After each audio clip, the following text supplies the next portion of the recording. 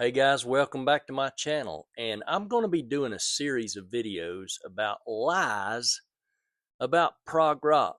And I'm starting with this video. The first one and the biggest one probably is that punk killed prog. This is probably the most successful myth in rock and roll history. Okay?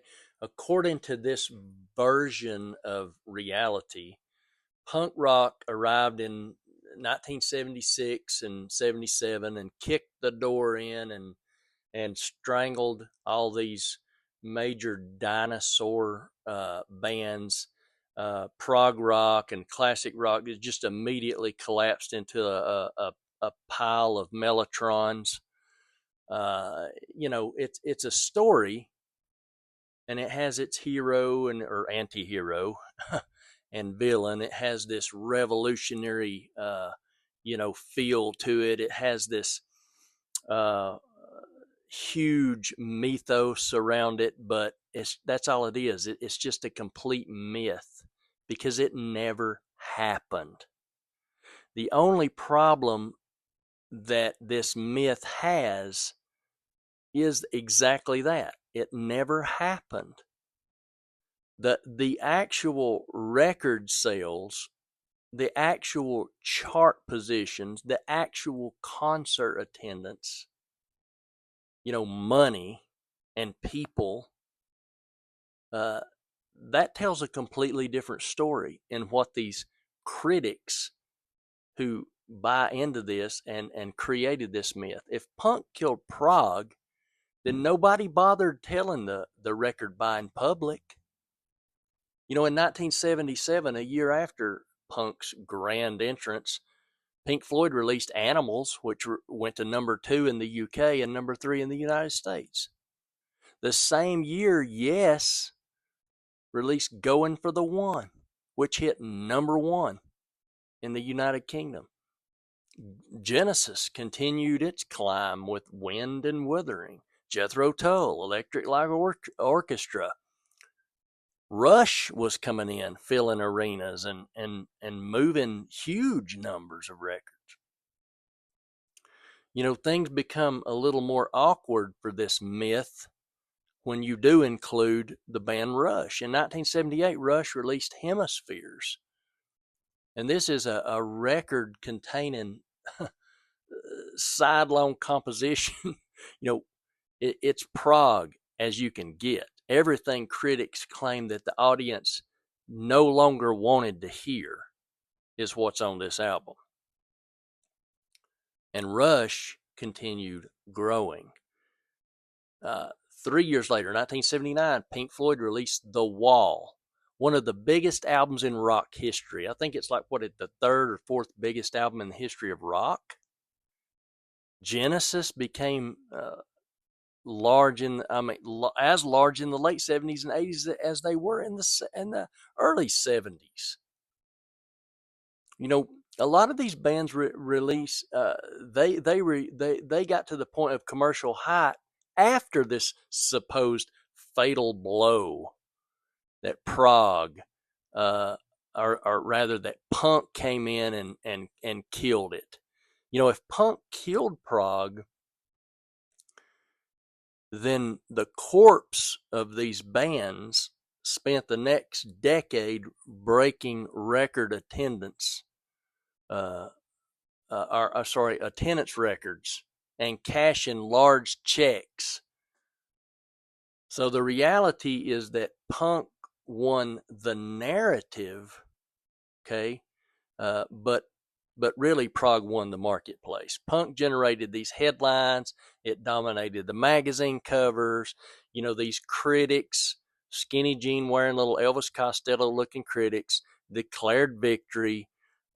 Meanwhile, most people continued to buy Pink Floyd, Genesis, Yes, ELO, Rush, any of these bands, progressive rock, prog adjacent artists.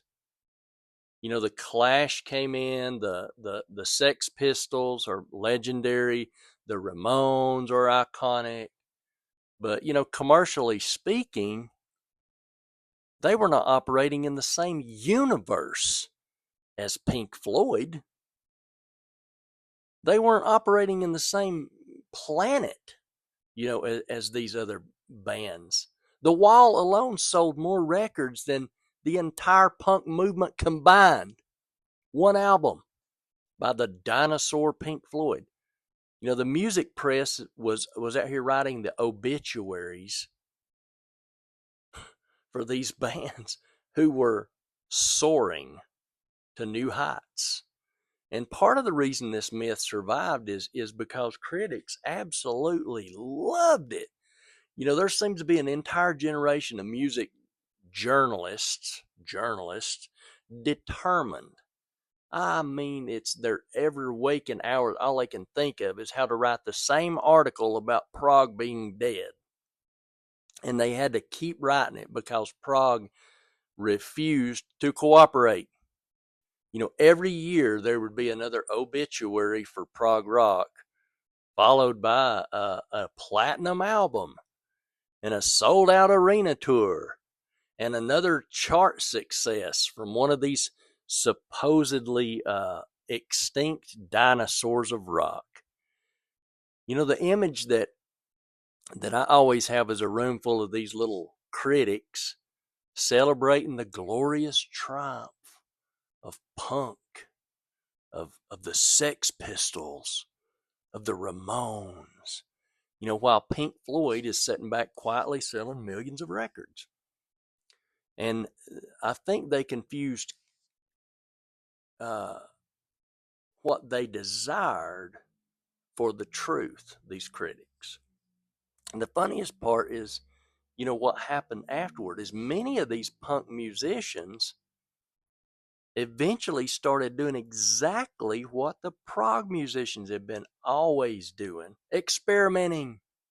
Johnny Rotten left the Sex Pistols and formed Public Image Limited, exploring textures and having this artistic ambition that he had. Post-punk became very adventurous with their music. Alternative rock came at new wave, embraced this art rock sort of mentality.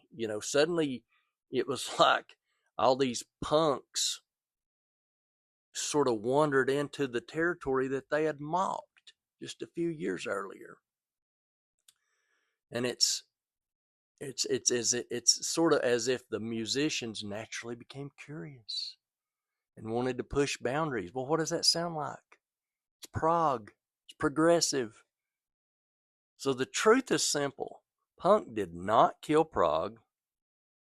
Punk did have an influence on the industry, and it did change the conversation. But the marketplace clearly shows that audiences continued supporting prog rock, continued supporting these dinosaur bands throughout the very period that the critics insisted that they were dead. According to these critics, it really died in 1977. But according to the cash register, the corpse of Prog kept selling arenas out into the 1980s. Then when you get into the 1980s, some of the most successful bands of the 1980s were the old school prog bands. Now, did they change their sound up a bit? Yes. That was one of the bands too. Yes, changed their sound, but they still had progressive elements. King Crimson changed their sound, but they still had progressive elements.